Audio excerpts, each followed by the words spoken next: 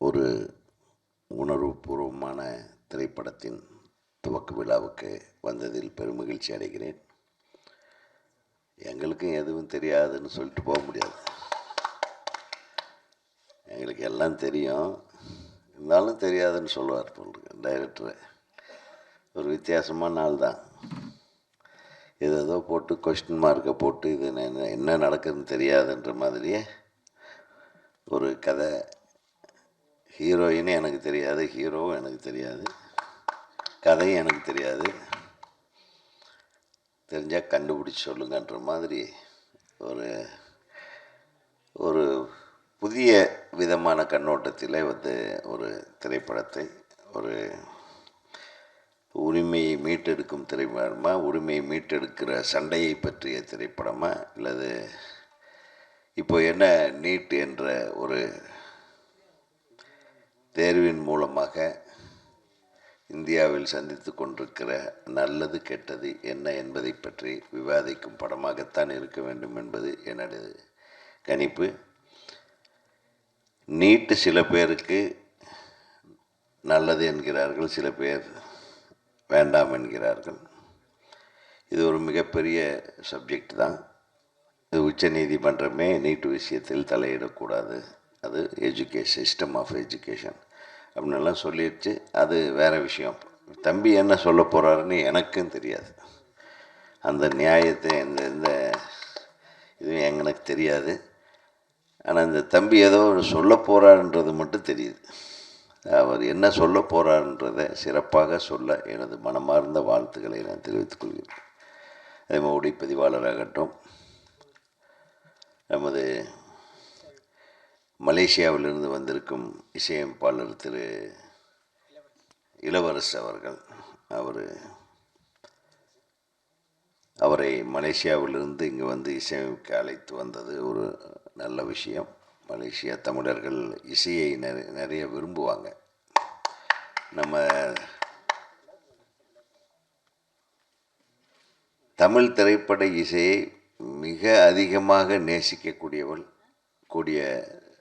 மக்கள் மலேசிய வாழ் தமிழர்கள் தான். அவங்கள வச்சே நிறைய இசையமைப்பாளர்களுடைய பிஸ்னஸ் ஓடிட்டுருக்கு, உண்மையை சொன்னேன்.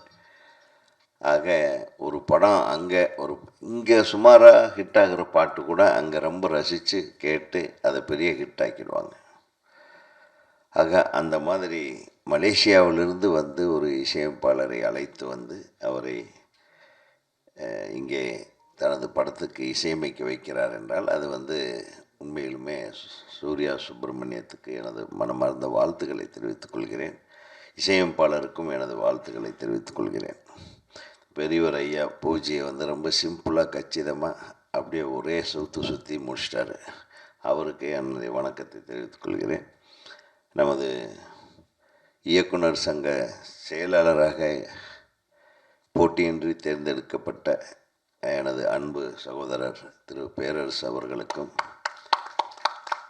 காடு வெட்டி என்ற திரைப்படத்தின் இசையமைப்பாளர்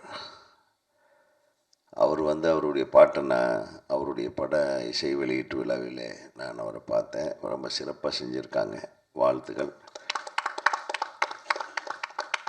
மற்றும் நமது இளைய இயக்குனர்கள், அந்த படத்தின் ஒளிப்பதிவாளர் அனைவருக்கும் எனது வாழ்த்துக்கள். இந்த திரைப்படத்தில் யார் நடிக்கிறாங்கன்னு சொல்ல மாட்டேன்ட்டார். சரி, சொல்லாத அந்த நடிகர்களுக்கும் எனது வாழ்த்துக்கள், இல்லையா? ஆடியோ ரிலீஸ் வரையிலும் வெயிட் பண்ணுன்ட்டார். சரி, ரொம்ப நல்லது. ஆடியோ ரிலீஸுக்கு வரையிலும் நாங்கள் வெயிட் பண்ணுறோம்.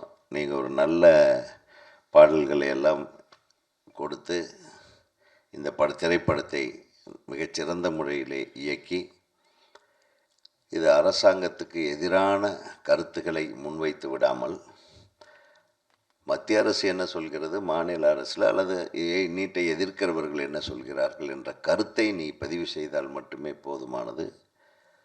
ஏன்னா கருத்தை யார் வேணாலும் பதிவு செய்யலாம். முடிவு எடுத்து ஒரு போராட்டத்தை முன்னெடுக்கும் அந்த நிலைமையிலிருந்து இந்த நீட் எக்ஸாம் என்பது மாறிவிட்டது என்பதை உணர்ந்து கொள்ள வேண்டும். அதை போட்டு திருப்பி அரைச்சிட்டு இருக்கக்கூடாது. அதனால் எதை செய்தாலும் நன்றாக சிந்தித்து இது தேவையா, இது தேவையில்லையா, எது இதுக்கு தேவை, எது நம் மக்களுக்கு தேவை என்பது. இல்லை நமக்கு தெரியல அப்படின்னா கடைசியில் தெரியலேன்னே சொல்லிவிடு, படத்துக்கு முடியலையும் தெரியாமையே போகட்டும் என்று கூறி, ஒரு விஷயம் மட்டும் தெரியுது, நீ எதையோ சொல்ல விரும்புகிற ஒரு சிறந்த இயக்குனராக வருவேன்றது மட்டும் தெரியுது என்று சொல்லி சிக்கனமாக படம் எடுத்து இந்த திரைப்படத்தை வெளியிட்டு அதில் வெற்றி காண வேண்டும் என்று எங்கள் எல்லார் சார்பிலும், திரையுலகத்தின் சார்பிலும் உனக்கு வாழ்த்துக்களை தெரிவித்துக் கொண்டு விடைபெறுகிறேன். நன்றி, வணக்கம். எனது அன்பு தம்பி பிஆர்ஓ கார்த்திகை பற்றி சொல்லணும். ஏன்னா அவர் தான் இந்த மாதிரி இளம் தயாரிப்பாளர்கள், புதிய தயாரிப்பாளர்கள், புதிய இயக்குனர்கள் படத்துக்கெல்லாம் துணை நின்று செயலாற்றி கொண்டிருக்கிறார். அவருக்கு நம்ம எல்லோரும் கரவோசையோடு ஒரு வாழ்த்துக்களை தெரிவித்துக்கிறோம். நன்றி.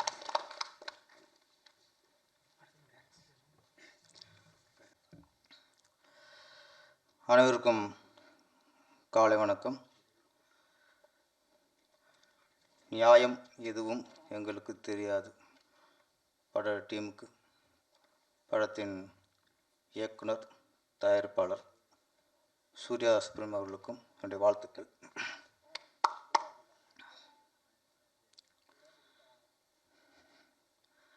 நிறைய படங்களுக்கு, அதுவும் புது இயக்குனர், சிறிய படங்கள் அப்படிங்கும்போது சொல்லும்போது நாங்கள் ஆடியோ ரிலீஸ்க்கும் சரி, இந்த பூஜைக்கும் சரி, சிறிய படமெல்லாம் ஃபஸ்ட்டு நாங்கள் சம்மதிச்சிடும் வர்றதுக்கு. நானும் சரி, இயக்குனர் உதயகுமார் சார் அவரும் சரி. நிறைய படங்கள் வந்ததுக்கப்புறம் தான் அது எந்த மாதிரி படம், சில என்ன டைட்டிலுங்கிறதே பூஜை வந்து தெரியும். என்ன நைட்டு கூப்பிடுவாங்க, சார் நாளைக்கு சின்ன படம் வந்துருக்கு சார்ன்ட்டு. வந்ததுக்கப்புறம் நம்மளுக்கு யார் டைரக்டரு, என்ன படம்னே தெரியும். இதுவும் வந்து தான் சில விஷயங்கள் தெரிஞ்சது.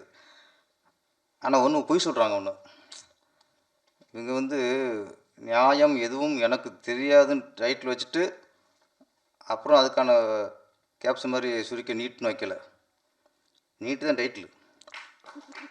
நம்ம ஏமாத்துறதுக்காக அதுக்கு விளக்க வர திருக்குறளுக்கு விளக்க வர மாதிரி நியாயம் எது தேடி பிடிச்சிருக்காங்க. எண்ணுக்கு என்ன நியாயம், ஓகே. எதுவும் என்ன, ஈக்கு என்ன போடலாம், எது பாருங்க, ஓ எதுவும் ஈ, ஓகே. இன்னொரு ஈக்கு என்ன பண்ணுறது, ஓகே. எங்களுக்கு ஓகே. தெரியாதுக்கு ஒரு 10 வார்த்தை தேடிப்பாங்க, ஓகே ஓகே.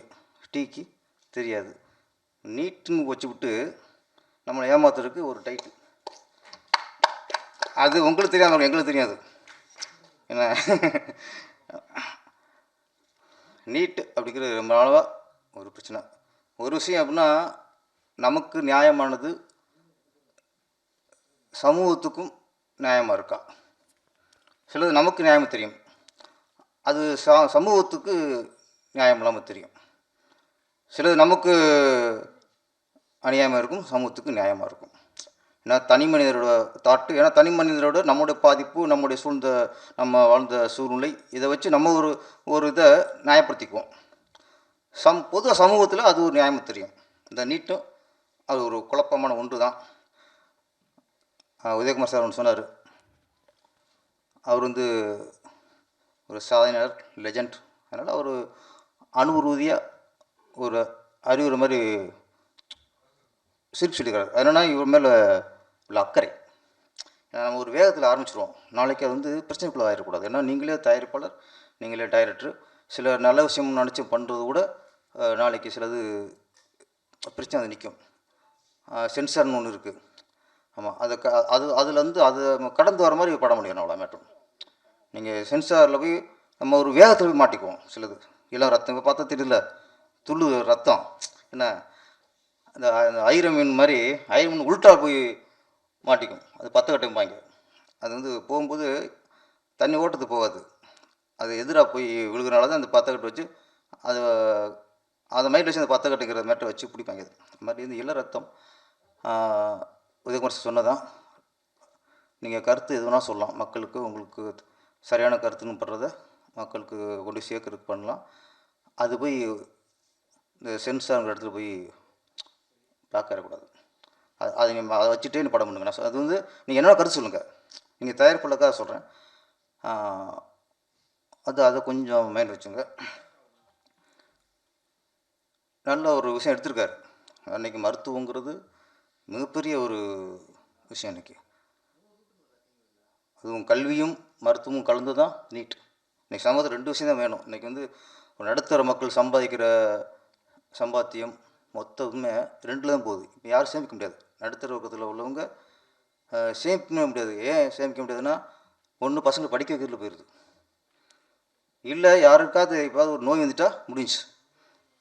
ஒரு 10 வருஷம் சம்பாதிச்சு வச்சதெல்லாம் ஹாஸ்பிட்டல் போய்ட்டு வந்தானா முடிஞ்சு.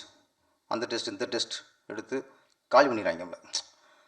அப்போ இன்றைக்கி கல்வியும் மருத்துவம் தான் நடுத்தர மக்களுடைய மொத்த சொத்தையும் முழுங்கும் முதலியாக இருக்கிறது. அப்போது கல்வியும் இது சேர்ந்து தான் அவங்களுக்கு மருத்துவ கல்விங்கிறது 2 சேர்ந்து வச்சு. அப்போ அது ரொம்ப கரெக்டாக இருக்கணும். மருத்துவ கல்விங்கிறது நியாயமானதாக இருக்கணும், அதில் தர்மம் இருக்கணும், அதில் வந்து மக்கள் நேசம் இருக்கணும், மனிதாபிமானம் இருக்கணும். வெறும் வியாபாரம் மட்டும் இருந்தால் நிறைய உயிருக்கு இன்றைக்கி ஆபத்தை வருது. அறகுறையாக படித்தவன், பணம் கொடுத்து டாக்டர் ஷீட் வாங்கி படித்தவன், இவங்கனால தான் இன்றைக்கி நிறைய மரணங்கள் நிகழ்வது இவங்களால தான். அப்போ தகுதியான டாக்டர் வரணும், தகுதியான மருத்துவம் இருக்கணும். இது உயிர் பிரச்சனை. மற்ற வியாபாரம் அது இங்கே வேறு விஷயம். மருத்துவங்கிறது உயிர் சார்ந்தது. அப்போ அதில் தகுதியானவன் தான் அந்த சீட்டில் உட்காரணும். நிறைய போல் டாக்டர்னால எவ்வளோ சீரழிஞ்சு. முன்னெல்லாம் ஒரு மருத்துவர்கிட்ட போவோம், பெருசாக படிச்சிக்க மாட்டாங்க. அவங்க என்ன பண்ணுவாங்கம்மா, வந்தோடனே நாடி பிடிச்சி பார்ப்பாங்க, அப்புறம் நாக்கு நீட்டுங்க அம்மாங்க, தொண்டைக்குள்ள டார்ச் லைட் அடித்து பார்ப்பாங்க. சிலது நம்மளை அப்படியே 4-5 டெஸ்ட்டு அவங்களே பண்ணிடுவாங்க. பண்ணிவிட்டு என்னென்ன பண்ணிச்சு, நேற்று என்ன சாப்பிட்டீங்க, இதெல்லாம் ஒரு 10 நிமிஷம் விசாரணை இருக்கும். விசாரணைக்கு அப்புறம்தான் அவர் பேனாவை எடுத்து மாத்திரை எழுதுவார். அப்போ இவ்வளோலாம் விசாரணை பண்ணி ஒருத்தர் மாத்திரை எழுதும்போது அந்த மாத்திரை வாங்கி சாப்பிடும்போது நம்ம நம்பிக்கை சாப்பிடுவோம். நம்பிக்கை வந்துடும், எல்லாம் கேட்டு பண்ணாருங்க. அந்த நம்பிக்கையில் தான் குணமாமே தவிர அந்த மாத்திரை இல்லை அல்ல. இப்போ என்ன பண்ணுறான், போனவுடனே என்ன சார் நேற்று ஃபீவர் சொல்லும்போது எழுத ஆரம்பிச்சிடாப்ல. அப்படியா அவன் சொல்லிட்டு இருக்கான், அவராக எழுதிட்டே இருக்காரு, இது வாங்கி சாப்பிடுங்க. அதுவும் இந்த மெடிக்கலில் போய் வாங்குங்கிறாங்க, அது வேறு.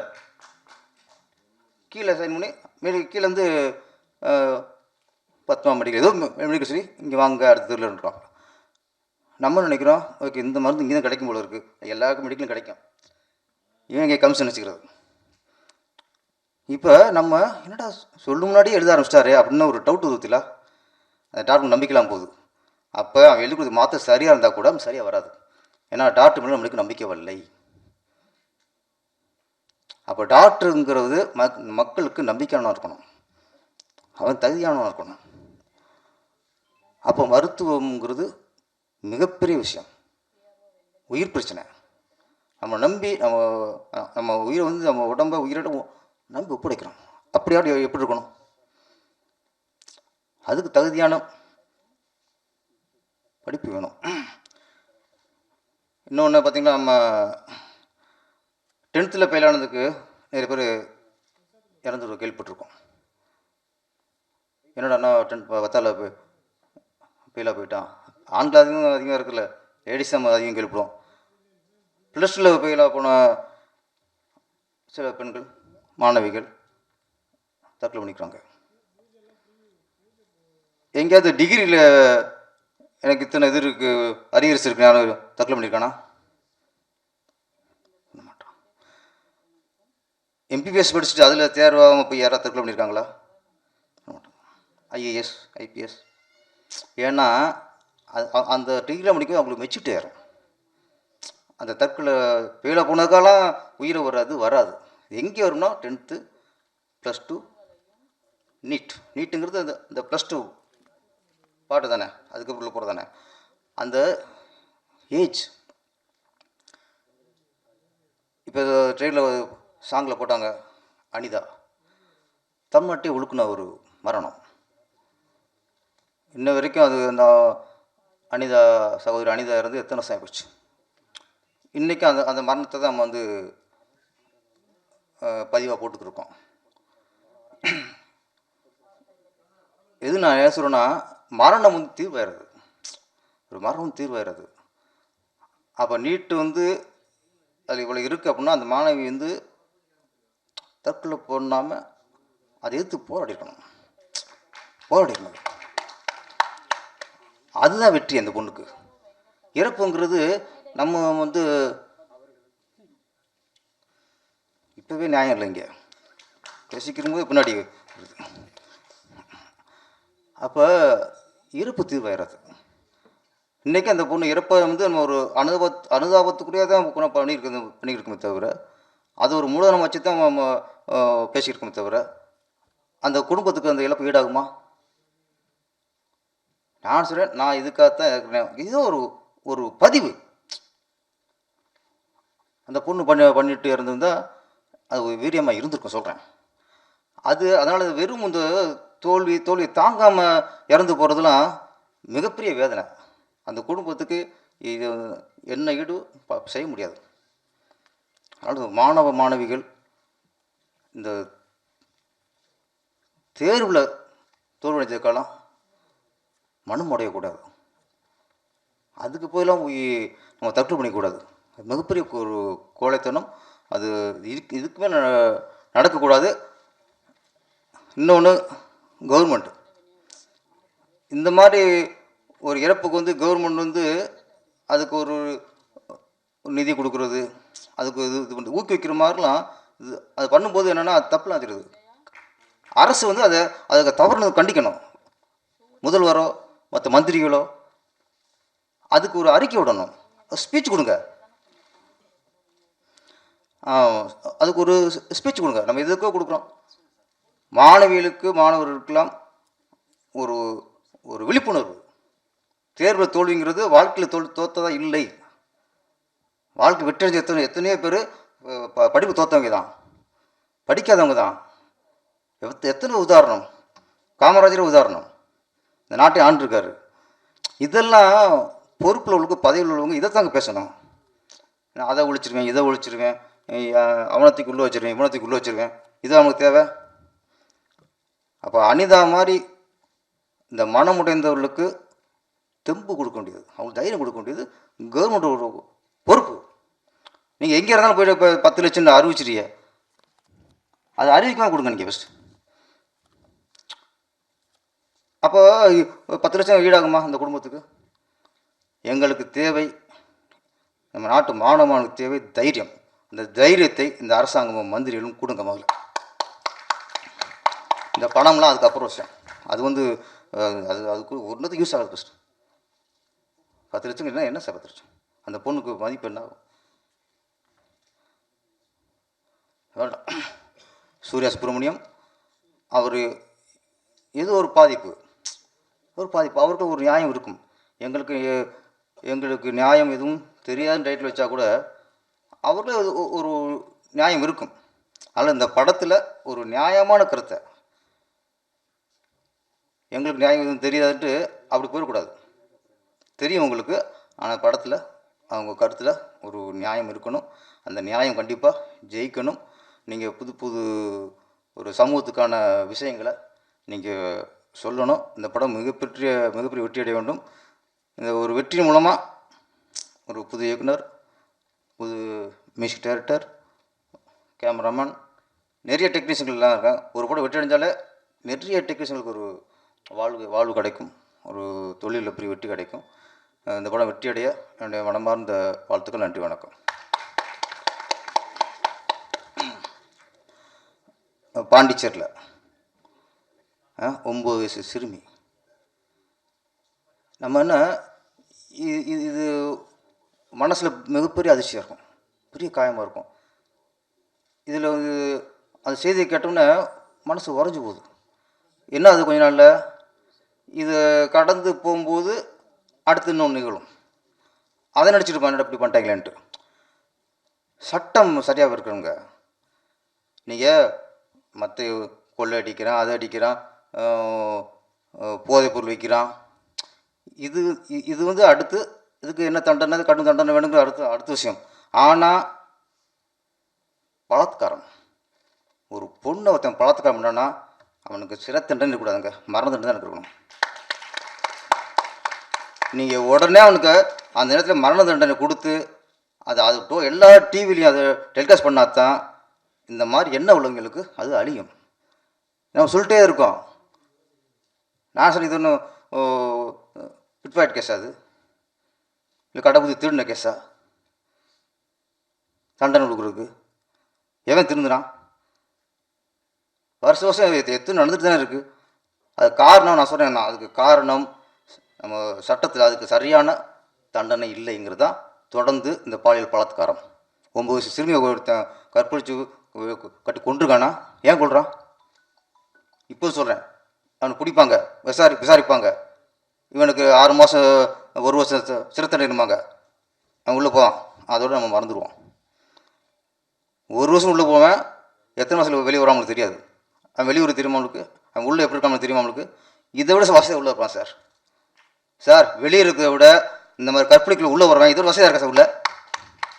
அப்புறம் கூட திருப்பி வருவான், சரி இன்னொரு பொண்ணை கற்பழிப்போம், உள்ளே ஜாலியாக இருக்கணும் போவான். என்ன தண்டனை? இதுக்கு மட்டும் இந்த சிறை தண்டனை அதெல்லாம் இருக்கக்கூடாது, மரண தண்டனை தான்.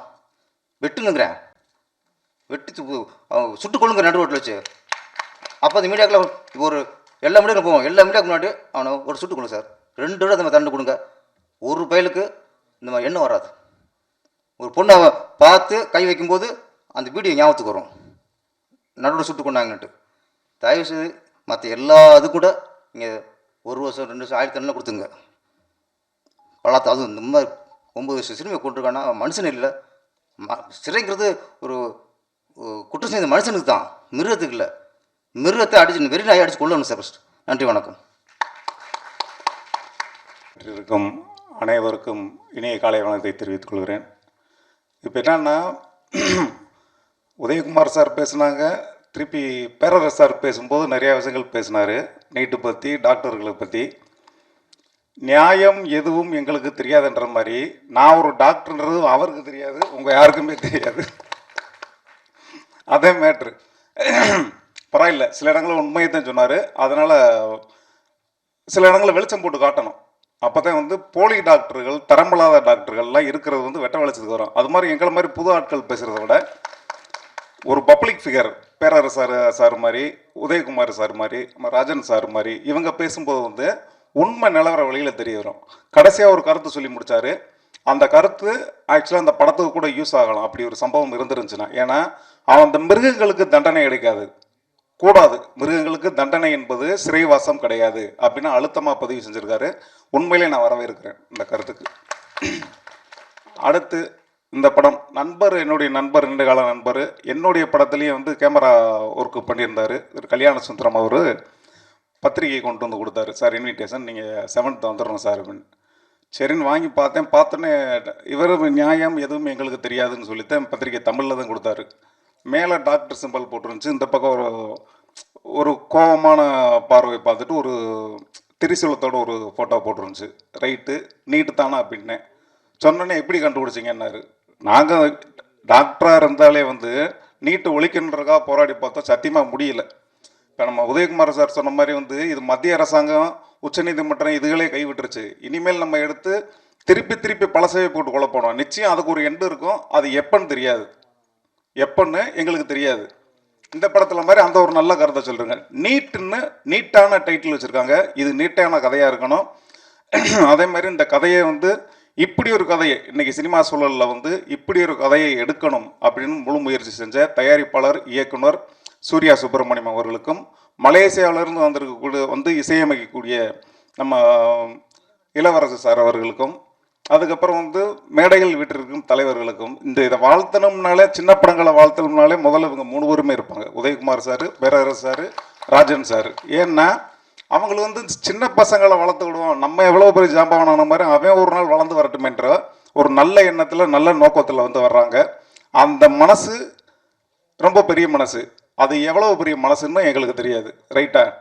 இப்போ என்னன்னு பார்த்தீங்கன்னா, என் நண்பர் காடுவெட்டி படத்துடைய இசையமைப்பாளர், அவர் வணக்கம் தமிழா சாதிக்கு வந்திருக்காரு. இந்த மாதிரி நிறைய புதுமுகங்கள் இருக்காங்கல்ல, இவங்க வந்து புதுமுகங்களை வாழ்த்துறதும், ஏற்கனவே அறியப்பட்ட முகங்கள் வந்து புதுமுகங்கள் இயக்குநர்களையும் தயாரிப்பாளர்களையும் டெக்னீஷியன்ஸையும் வாழ்த்தும் போது வந்து மிகப்பெரிய உற்சாகமாக இருக்கும். இன்னைக்கு சினிமாவோட நிலைமை என்னன்னு சொல்லிட்டு தெரியும். நான் 2 படம் எடுத்திருக்கேன், ரிலீஸ் பண்ணியிருக்கேன். 2022 ஒரு படம், 23 ஒரு படம். 10 காசு திரும்பி எனக்கு வரல. ஏன்னா நான் வெளிவிட்ட பீரியட் வேற. அதனால வந்து எனக்கு டெக்னிக்கலாக தெரியல. அதுக்காக சினிமாவை நான் குறை சொல்ல மாட்டேன். எனக்கு டெக்னிக்கலாக அதை ரிலீஸ் பண்ணி கொண்டு போய் சேர்க்க முடியல. ஆனால் இன்னைக்கு யூடியூப்பில் வந்துருச்சு, 2 படமே வந்துருச்சு. போதுமான அளவுக்கு நான் ப்ரொடியூஸ் பண்ணியிருக்கேன். மன்னன் ஸ்டுடியோ சார்பாக 2 படம் ரிலீஸ் ஆகிருக்குன்னு சொல்லிட்டு அந்த பேரை தக்க வச்சாச்சு. முதல்ல இந்த சினிமாவுக்கு வர ஆசைப்படுறேன் யாருமே கோடிக்கணக்கில் சம்பாரிச்சது கிடையாது. சரிங்களா? இதில் சம்பாரிச்சதை விட்டவங்க இருக்காங்க. அதுக்கு நானே ஒரு உதாரணம். அதனால சில இடங்களில் வரும், சில இடங்கள் போகும். இதெல்லாம் எந்த தொழிலாக இருந்தாலும் அப்படித்தான். இப்போ சார் சொன்ன மாதிரி கொரோனா பீரியடுக்கு அப்பெல்லாம் வந்து டாக்டர்ஸு, இப்போ நான் போகிறேன்னாலே என்னிலிருந்து 10 அடி உட்காந்துருப்பேன். சார் சொன்ன மாதிரியெல்லாம் போய் நாக்கு நீட்டு பல்ஸு காட்டுன்றதெல்லாம் கிடையாது. கொரோனா பீரியடில் அவன் 10 அடி இருக்கணும். நடுவில் எனக்கு வந்து ஸ்க்ரீன் இருக்கும். ஸ்க்ரீன்னா அது கண்ணாடி ஸ்க்ரீன் இருக்கும். இங்கேருந்து நான் கேள்வி கேட்கணும், அவன் பதில் சொல்லுவேன். சார் சொன்ன மாதிரி நானே எழுதியிருக்கேன், இதை ஒத்துக்கிறேன். இங்கேருந்து அவன் தலைவலி அப்படின்னோடனே எழுதிடுவேன். ரைட்டு. இந்த சினிமாவில் இருக்கிற பாதி பேருக்கு நான் வாட்ஸ்அப்லேயே ட்ரீட்மெண்ட் கொடுத்துக்கிட்டு இருந்திருக்கேன் கொரோனா பீரியடில். ஏன்னா ஒரு கிளினிக் கிடையாது. ஹாஸ்பிட்டலுக்கு அவங்க சொல்கிற டைம் தான் நீங்கள் அப்பாயின்மெண்ட் வாங்கணும். ஒருத்தர் தொட்டுன்னு இருக்கக்கூடிய பாதை ஜாம்பவன்களுக்கு நான் அந்த வைத்தியம் பார்த்துருக்கேன். அதில் வந்து பெருமை எனக்கு ஒரு டாக்டராக இருந்தாலும் நேரடியாக பேஷண்ட்டை பார்க்காம மருத்துவம் செய்கிறதுன்ற வருத்தமாக தெரிஞ்சிச்சு. அதுக்கு யோசிச்சு பிரயோஜனம் இல்லை. கொரோனா பீரியட் இப்படி அந்த மாதிரி. சரி, இந்த படம் வந்து எங்கேயோ ட்ராக் மாதிரி போகிறேன்னு நினைக்கிறேன். இந்த படம் வந்து நீட்டாக பேசட்டும்னு எல்லாரும் டெக்னீஷியன்ஸையும் வாழ்த்துக்கிறேன். ரொம்ப நன்றிங்க. சைலண்ட்டாக கூப்பிட்டாங்க. ஏன்னா நியாயம் அவங்களுக்கு எதுவும் தெரியாது. உண்மையிலே சொன்னால் எனக்கே நியாயம் எதுவும் தெரியாது. ஒரு முக்கியமான விஷயம் என்னென்னா, ஸ்டேஜில் இருக்க எங்கள் சார் ராஜன் சார், நானும் வண்ணாரப்பேட்டை, சாரும் வண்ணாரப்பேட்டை. அவர் வந்து நம்ம ஊர் மாதிரியாத்தான ஒரு படம் பண்ணார். அதில் நான் வந்து அசிஸ்டன்ட் டைரக்டராக வாய்ப்பு கேட்க போயிருந்தேன். சூர்யா படம் ஆரம்பிக்கும்போது கண்டிப்பாக நான் உன்னை கூப்பிட்றேன் அப்படின்னு சொன்னார். ஆனால் சூழ்நிலைகளால் அது பண்ண முடியாத சூழ்நிலை. அவர் பண்ணிட்டாரு. பட் நான் வேறு ஒரு படம் கமிட் ஆகியிருந்தேன். ஸோ அவரை நான் கூப்பிட்டது எனக்கு ரொம்ப சந்தோஷம். இந்த பிரசாத் லேப் ஏன் செலக்ட் பண்ண அப்படின்னு சொன்னால், நான் அசிஸ்டன்ட் டைரக்டராக ஆகணும்னு சொல்லிட்டு வந்தப்போ பிரசாத் லேப் வாசலில் உட்காந்த ஃபஸ்ட் இடம் அதுதான். ஸோ அதே இடத்துல நான் இன்றைக்கி வந்து ஸ்டேஜில் நின்று பேசுகிறேன். அதே என்னோடய வளர்ச்சி. அதுக்காக நான் கடினமாக உழைச்சிருக்கேன். நியாயம் எதுவும் எங்களுக்கு தெரியாது அப்படின்னு ஏன் டைட்டில் ஃபிக்ஸ் பண்ணோம் அப்படின்னு சொன்னால், இன்றைக்கி இருக்க இந்திய மக்களுக்கு நியாயம் எதுவும் தெரியாது. அதுதான் நிதர்சனமான உண்மை. மத்திய அரசோ மாநில அரசோ நம்ம யாரையும் நம்ம குறை சொல்கிற மாதிரி தான் இல்லை. இந்த படத்தில் ஒரு உணவுபூர்வமான உண்மை ஒன்று இருக்குது. அது ஸ்க்ரீனில் தான் தெரியும். டெக்னீஷியன் மட்டும் அவங்க சொல்லியிருக்கோம் ஓரளவு. ஆர்டிஸ்ட் யாரையுமே சொல்லலை. ஆர்டிஸ்ட் வந்து நம்ம ஆடியோ லான்ச்சில் உங்களுக்கு தெரியும். ஸோ இந்த படம் வந்து உங்களோட உணர்வுகள் என்ன சொல்ல வருது அப்படின்றதுக்காக நீங்கள் வெயிட் பண்ணுங்கள். எலெக்ஷனில் ஓட்டு போட்டு ரிசல்ட்டுக்காக நம்ம வெயிட் பண்ணுறோம். அந்த மாதிரி ஒரு அதிகபட்சம் ஒரு 30 நாள் 35 நாள் வெயிட் பண்ணுங்கள். இதற்கான விஷயம் உங்களுக்கு தெரியும். நம்ம யாரை பற்றி பேசுகிறோம், என்ன சொல்ல போகிறோம் அப்படின்றதெல்லாம் நான் எதுவும் சொல்ல விரும்பலை. நியாயம் எதுவும் எங்களுக்கு தெரியாது. திரும்ப நாங்கள் சொல்கிறது தான், நியாயம் எதுவும் எங்களுக்கு தெரியாது. இது நியாயம் இல்லையா அப்படின்றத சொல்ல போகிறது நீங்கள் தான். அதுதான் கொஷின் மார்க் போட்டிருக்கேன். National exam to eliminate Tamil Nadu அப்படின்னு போட்டிருக்கோம். கொஷின் மார்க் தான் போட்டிருக்கேன். அந்த கொஷினுக்கான ஆன்சரை எழுத போகிறது நீங்கள் தான். ஏன்னா ஒவ்வொரு திரைப்படத்தையும் வந்து மக்கள் மத்தியில் போய் சேரும்போது தான் அதுக்கான விடை கிடைக்குது. அந்த விடை வந்து ஆடியன்ஸ் தான். மீடியா நண்பர்களுக்கு ஒரு விஷயம் சொல்கிறோம், கொஞ்சம் சப்போர்ட் பண்ணுங்கள். We are upcoming. இப்போ தான் நாங்கள் வளர்ந்து வரோம், முதல் அடி எடுத்து வைக்கிறோம். Stepping stone. நீங்களாம் சப்போர்ட் பண்ணால் தான் நாங்கள் அடுத்தபடியை தாண்ட முடியும். அனைவருக்கும் நன்றி.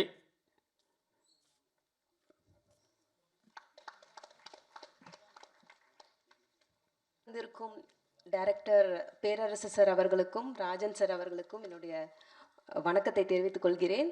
டைரக்டர் அவர்களுக்கும், நான் இப்போ தான் ஃபர்ஸ்ட் டைம் பார்க்குறேன் டைரக்டருமே.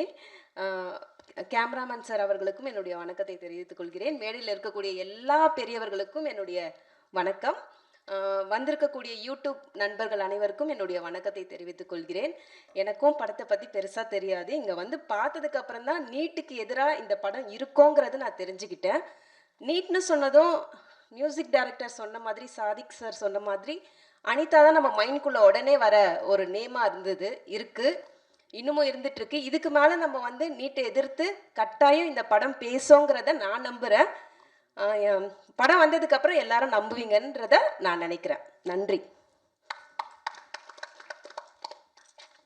சமுதாய சிந்தனைகளோடு படத்தையும் வாழ்த்திய என் அருமை சகோதரர் பேரரசு அவர்களே, நம்முடைய மருத்துவர் மிகச் சிறப்பாக பேசினார். அவரும் பட தயாரிப்பாளர். மற்ற சகோதரர்களும் வாழ்த்து பேசினார்கள். இந்த படம் வெற்றி பெற வேண்டும். நியாயம் எதுவும் எங்களுக்கு தெரியாது. நியாயம் என்பதே அவனுக்கும் தெரியாது. எது நியாயம் எது அநியாயன்றதே எனக்கு தெரியல. அநியாயங்கள் எல்லாம் இன்றைக்கு நியாயங்களாக சித்தரிக்கப்படுகிறது. நீங்கள் அரசியலில் எடுத்துக்கிட்டால் 1000 அக்கிரம் பண்ணுறானுங்க. கொஞ்சம் நெஞ்சம் அக்கிரம் இல்லை. லஞ்சம் வாங்கிறதுலேருந்து, கற்பழிப்பு விவகாரத்திலிருந்து பல அக்கிரமங்கள் குற்றங்கள் செய்கிறாங்க. ஒரு கணக்கு பார்த்தேன், யாரோ இந்த யூடியூப்பில் பேசியிருந்தாங்க. டெல்லி பாராளுமன்றத்தில் இருக்கிற எம்பிக்களில் ஏறக்குறைய ஒரு 200 பேருக்கு மேலே குற்றவியலில் சம்மந்தப்பட்டிருக்காங்க. மோசடி, பாலியல், பல விஷயத்தில் சம்மந்தப்பட்டிருக்காங்க. ஆக மக்களுக்கு சேவை செய்கிறேன்னு வர்ற எவனும் இப்போ நியாயம் இல்லை. ஒரு காலத்தில் பெருந்தலைவர் காமராஜ், கக்கஞ்சி, நேருபிரான், பல காலங்கள் பல பெரியவங்க தியாகிகள் இருந்திருக்காங்க. ஒரு தடவை கக்கன் போலீஸ் மந்திரி, காமராஜ் சீஃப் மினிஸ்டர். அப்போது ஒரு ஃபங்க்ஷனுக்கு போகிறார் காமராஜ், ஒரு ஸ்கூல் திறந்து வைக்க. வழியில் தான் கக்கன் அமைச்சராக, கக்கன் பேரே பல பேருக்கு தெரியாது, அவர் அமைச்சர். அப்போ கக்கனையும் கூட்டிகிட்டு போயிடலாம் அப்படின்னு காமராஜுடைய கார், கக்கன் அது ஒரு குடிசை பகுதி மாதிரி இருக்கும், ஒரு ஏழ்மையான பகுதியில் தான் அவர் இருந்திருக்கார். போனால் வெளியிலேருந்து கக்கனை கூப்பிட்டு வா ஃபங்க்ஷன் போகலான்னு. இல்லை, நான் ஒரு 1 hour கழித்து வர்றேன், நீங்கள் போயிடுங்க அப்படின்னு கக்கன் மந்திரி, போலீஸ் மந்திரி சொல்கிறார். அப்போ வேண்டாம், கார் தான் இருக்க, வாயம் போகலாம். நான் இல்லையா, இருந்த ஒரு கதர் சட்டையை துவைச்சி காய போட்டிருக்கையா, அந்த காஞ்சி முடிஞ்ச உடனே போட்டு வரையான்னு சொன்னார் மந்திரி. இப்போ சட்டை, பட்டு சட்டை, பட்டை வேட்டி, இதில் எத்தனை 100 இருக்குன்னு தெரியல. காலையில் ஒன்று, சாயந்தரம் ஒன்று போடுறாங்க, மாற்றுறாங்க, சட்டையை அடிக்கடி மாற்றுறாங்க, மனைவிமார்களே மாற்றுறாங்க. ஊருக்கு ஒரு மனைவி வச்சிருக்காங்க. அநியாயங்கள் அதெல்லாம் இன்றைக்கு நியாயமாக்கப்படுகிறது. நீட் தேர்வு வைத்து இந்த படம் என்று தம்பி சூர்யா சுப்பிரமணி துணிச்சல்காரர். இல்லைன்னா இந்த காலத்தில் படம் ஆரம்பிப்பாரா? இவ்வளோ சிரமம், ஒரு படம் எடுத்து ரிலீஸ் பண்ணுறது அவ்வளோ சிரமம். ஆனால் தம்பி துணிச்சலோட, இறைவன் அருளோட, அப்பா அம்மாவுடைய அருளோட இந்த படத்தை ஆரம்பிச்சிருக்கார். அவர் சொன்னார், நான் நம்ம ஊர் மாரியம்மான்னு ஒரு படம் எடுத்தேன், அப்பா அசிஸ்டண்ட்டாக இருந்தேன்னு சொன்னார். மகிழ்ச்சி எனக்கு தெரியல, அந்த தம்பியை எனக்கு ஞாபகம் இல்லை. 1990 நம்ம ஊர் மாரியம்மா, நல்லா போச்சு. அப்போ அந்த தம்பி இருந்திருக்காரு கூட. அதை நினைவில் வைத்து சொன்னமைக்காக என்னுடைய பிள்ளைகளில் ஒருவனாக அவனை வாழ்த்துகிறேன். நீ வெற்றி பெறணும். நீட்டு தேர்வு என்ன அக்கிரமம் தெரியுங்களா? எத்தனையோ குழந்தைகள் வாழ்க்கை இழந்துட்டாங்க, உயிரை பணையம் வச்சுட்டாங்க. அப்போ கூட இறக்கம் இல்லை, சுப்ரீம் கோர்ட்டில் இருக்குன்றாங்க. என்ன கேட்குறோம், ஒரு ஸ்டேட்டுக்குரிய அளவில் நாங்கள் பண்ணிக்கிறோம், ஒவ்வொரு ஸ்டேட்டும் பண்ணட்டுமே. இப்போது தமிழ்நாட்டில் இருக்க பிள்ளைகளை பூனாவில் ராஜஸ்தானில் சென்டர் கொடுக்குறாங்க. இங்கிட்டு குழந்தைங்க, பெண் குழந்தைங்க, பிள்ளைங்க, அதுக்கு அடுத்த ஏரியாவே தெரியாது. ஆனால் பூனா, ராஜஸ்தான், பீகார் அங்கே சென்டரை போட்டு நம்ம பிள்ளைகளை அலைய விடுறாங்க. எவ்வளவு கேவலம், எதுக்காக? அப்புறம் இன்னொரு அக்கறம் நடக்குது. சில பிள்ளைகளுக்கு அங்கே ஸ்டேட் பிள்ளைங்களுக்கு பதிலாக அவங்களே கொடுக்குறாங்க, பேப்பரை அவங்களே கொடுக்குறாங்க. கேள்விப்பட்டது, நடந்தது. அதனால் அந்த பிள்ளைகள்லாம் பெருசாக வருது. இப்போ பாருங்கள், அரசாங்கம் ரயில்வேயில் எக்ஸாம் வைக்கிறாங்க வேலைக்கு, சென்ட்ரல் கவர்மெண்ட்டில் நிறைய வேலைக்கு எக்ஸாம் வைக்கிறாங்க. ஆனால் தமிழன் 1000 பேருக்கு 2 பேர் கூட பாஸ் பண்ண மாட்டேங்கிறான். 900 பேர் நார்த் இந்தியன். எப்படி? ஏற்கனவே விவகாரங்களாம் அவங்களுக்கு தெரிஞ்சு போகுது. வஞ்சிக்கப்படுவது தமிழன். இப்படி இருக்கக்கூடாது, இந்த அநியாயங்கள்லாம் இருக்கக்கூடாது. எதுவாக இருந்தாலும் குழந்தைகள் அவங்க மனசு நோக்கக்கூடாது. அவங்கெல்லாம் வளர்ந்தா இந்தியா வளர்ந்ததில்ல. அங்கே வாய்கழியே பேசுகிறோம், என்னென்னமோ பேசுகிறோம். எதிர்கால குழந்தைகளுக்காக வாழணும். ஆனால் குழந்தைகளை க்ளோஸ் பண்ணிக்கிட்டு இருக்கீங்க. அதனால் இந்த படம் ஒரு அற்புதமான விஷயத்தை மக்களுக்கு எடுத்து சொல்ல வேண்டும். அது மக்கள் ஏற்று அதன் வழி நடக்க வேண்டும். நல்ல விஷயமாக இருக்க வேண்டும். மாணவர்களுக்கும் நல்ல அறிவுரையாக இருக்க வேண்டும். இப்போது சின்ன படங்கள்லாம் 100க்கு 90 படம் இல்லை, 95 படம் ஃபெயிலியர், ஜெயிக்கிறதில்ல. அப்படி தான் பார்க்குறோம். ஆனால் இந்த கடந்த 1 வருஷம் 2 வருஷத்தில் ஒரு 10 சின்ன படம் மிகப்பெரிய வெற்றி பெற்றிருக்க. அது எப்படி? பெரிய படம்லாம் சின்ன படமாகிடுச்சு சார். பெரிய ஹீரோஸ் படம்லாம் சின்ன படமாக போயிடுச்சு. ஆனால் சின்ன படங்கள் பெரிய படமாயிடுச்சு. காரணம் கதைக்களம், இயக்குனர் தான் எல்லாமே. ஹீரோக்கள்லாம் அப்புறம்தான். ஆனால் இப்போ பல பெரிய இயக்குனர்கள் பெரிய கதாநாயகனுக்காக கதை எழுதுகிறாங்க. அதனால் அது தோல்வி அடையுது. கதை எழுதிட்டு கதாநாயகனை போட்டிங்கன்னா பாஸ் ஆகும். நான் வருத்தத்தோடு ஒரு விஷயத்த சொல்கிறேன். நான் அதிகமாக ஹிந்தி படம் பார்த்ததில்லை. ஆனால் ஒரு நாள் பார்க்க வேண்டிய சந்தர்ப்பம் வந்தது. சக்தே இந்தியா, சக்தே இந்தியா. சே, என்ன படம் சார். ஒரு ஆக்கியை வச்சு பெண் பிள்ளைகள், ஒவ்வொரு ஸ்டேட் பிள்ளைகள்லாம் சேர்த்து ஷாருக் கான் அவர் தான் கோச். அவர் பரிதாபம் என்னன்னா, இந்தியா பாகிஸ்தான் மேட்ச் நடக்குது, அதை இந்தியா தோற்று போகுது. அதான் ஒரு பாகிஸ்தான்காரனுக்கு ஷாருக் கான் கை கொடுத்துட்டார். இந்தியா தோத்துருச்சு, பாகிஸ்தான் ஜெயிச்சிச்சு. ஒரு ஃப்ரெண்ட்ஷிப்பில் ஒரு கை கொடுத்துட்டார் சார். ஸ்போர்ட்ஸில் இதான் நாகரிகம். தோத்தாலும் கை கொடுக்கணும், வாழ்த்தணும். ஆனால் அந்த ஊர் ஜனங்கள்லாம் சேர்ந்து ஷாருக் கான் குடும்பத்தையே காரி துப்பி பாகிஸ்தான்காரனுக்கடா கை கொடுக்குறேன்னு வீட்டை அம்மாவோட காலி பண்ணிட்டு போயிடுறான். போயிட்டு அப்புறம் யாரையோ ட்ரை பண்ணி ஒரு கோச் ஆகி ஒரு ஊர் ஸ்டேட்டில் இருக்க பிள்ளைங்க, தமிழ்நாடு, ஆந்திரா, மகாராஷ்டிரா, பெண் பிள்ளைகள் ஒரு கோச்சு ட்ரை பண்ணுறார் சார், ட்ரைனிங் கொடுக்குறார். அதில் அந்த பிள்ளைகளுக்குள்ள ஒரு ஈகோ, அந்த கேர்ள்ஸுக்குள்ளே ஒரு ஈகோ, போராட்டம், அதை சமாளிக்கிறார். சமாளித்து கடைசியில் எல்லா பிள்ளைகளும் பிரமாதமாக ட்ரெயின் பண்ணி வேர்ல்டு கப்பு ஜெயிக்க வைக்கிறார் சார். இதுதான் சார் கதை. என்ன சார், ஒரு லைன் மிஸ் ஆகி வேற ரூட்டுக்கு போகல சார். கதை ஒரு இன்ச்சு கூட வேற போகல. சாங் கிடையாது, ஒரே ஒரு பேக்ரவுண்ட் சாங். குரூப் டான்ஸ் கிடையாது, லவ் கிடையாது, அவருக்கு ஒரு காதலி கிடையாது. கதை நடத்து அப்படி கொண்டு போய் முடிச்சார் சார். ஆனால் அதே படத்தை தமிழ்நாட்டில் ஒருத்தர் எடுத்தார், அதே கதை தான். ஆனால் இது ஃபுட்பால் மேட்ச். ஹீரோவுக்கு ஒரு காதலி, அவன் இன்னொருத்தனை கல்யாணம் பண்ணிக்க சர்ச்சுக்கு போனால் அங்கேருந்தே இவனை கண்ணடிக்கிறான். யாரு? ஹீரோவை பார்த்து கண்ணடிக்கிறார் சார், கல்யாணம் பண்ணிக்க போகிற பொண்ணு. அப்புறம் கல்யாணம் நின்று போகுது. பிறகு அவருக்கு ஒரு ரவுடி அப்பா. கதையை கந்தர கோலம் பண்ணி அதை ஆக்கி, இது ஃபுட்பால். செலவு என்ன இது, அது செலவு என்ன, இது செலவு என்ன. இல்லை, கதையை எப்படி ஹீரோவுக்காக மாற்றுறாங்கன்றதுக்காக சொல்ல வரேன். ஆனால் இப்போ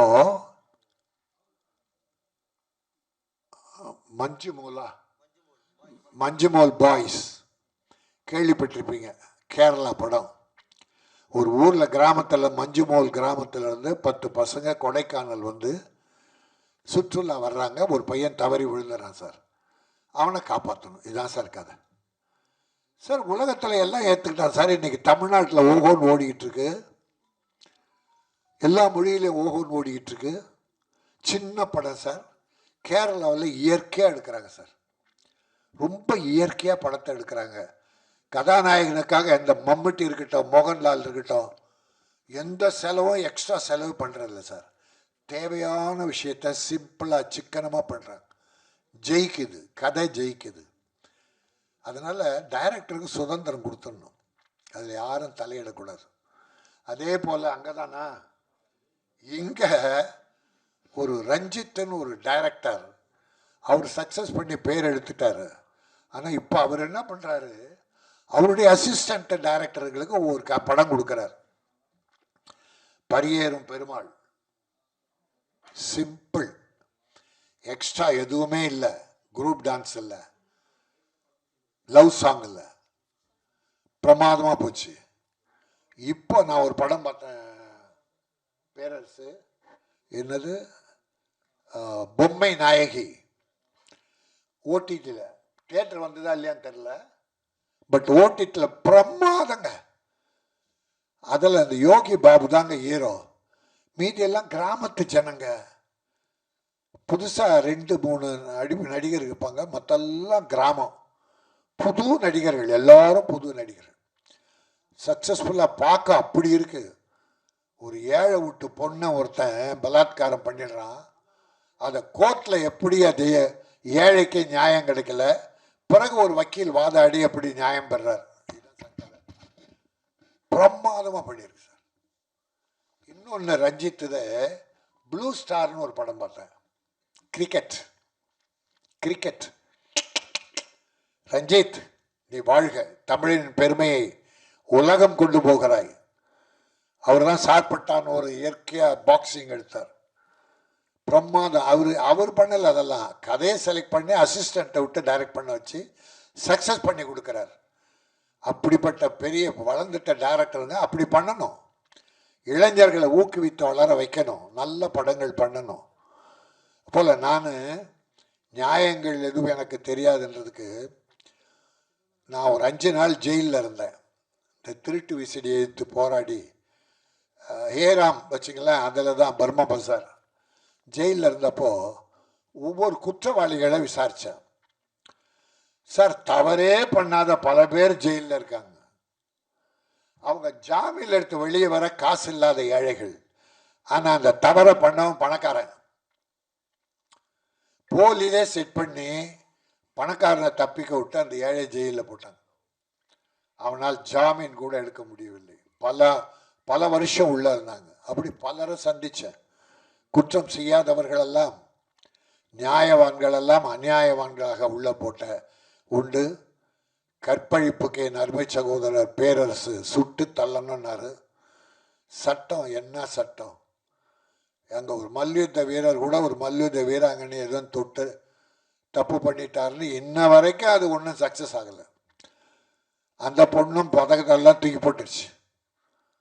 எல்லா இடத்துலையும் இருக்குது, இங்கே இல்லை, எல்லா நாடு பூரா இருக்குதுன்னா அந்த அக்கிரமங்கள் பெருகி போயிட்டு அதை எடுத்து சொல்லுகிற நியாயம் எதுவும் எங்களுக்கு தெரியாது. தெரிஞ்சுக்கணும், நியாயமானவர்கள் அதை தெரிஞ்சுக்கணும், நியாயத்துக்காக போராடணும், அநியாயக்காரனை எதிர்க்கணும், சட்டம் ஒழுங்கை எதிர்த்து போராடணும் தப்பு பண்ணா. ஆகவே இந்த அற்புதமான நியாயம், இந்த தைரியம், எவ்வளோ தைரியம் இந்த டைரக்டருக்கு இப்படி ஒரு தலைப்பை வைக்கிறது. இதனால் கதையிலும் ஏதோ புதுமைகள் புரட்சிகள் இருக்கும் என்பதிலே நான் மகிழ்ச்சியோடு வரவேற்கிறேன். ஒரு தமிழ் பெண்ணை கதாநாயக போட்டிருக்கிறார். என்ன கிருஷ்ணமா? திவ்யா கிருஷ்ணன். தமிழ் மகள், அழகிய தமிழ் மகள். அப்படி தமிழில் இருக்கவங்கள போடுங்க, இல்லைன்னா வேற பார்க்கலாம். முதலில் தமிழ் நடிகர்கள், டெக்னீஷியன்ஸ் எல்லாரையும் தேர்ந்தெடுத்து போட்டு படம் வெற்றி பெற தம்பி சூர்யா சுப்பிரமணியம் அவர்களை மனதார வாழ்த்துகிறேன். இசையமைப்பாளர் மலேசியா அவர் மிக அற்புதமாக பண்ணியிருப்பார் என்ற நம்பிக்கை இருக்கிறது. கேமராமேனை வாழ்த்துகிறேன். நடிப்பவர்கள், டெக்னீஷியன்ஸ் எல்லோரும் வாழ்த்தி, சுப்பிரமணியம் நல்ல பாதையில் இதை கொண்டு சென்று நீ வெற்றி பெற வேண்டும். என்னுடைய வாழ்த்துக்கள். நன்றி, வணக்கம்.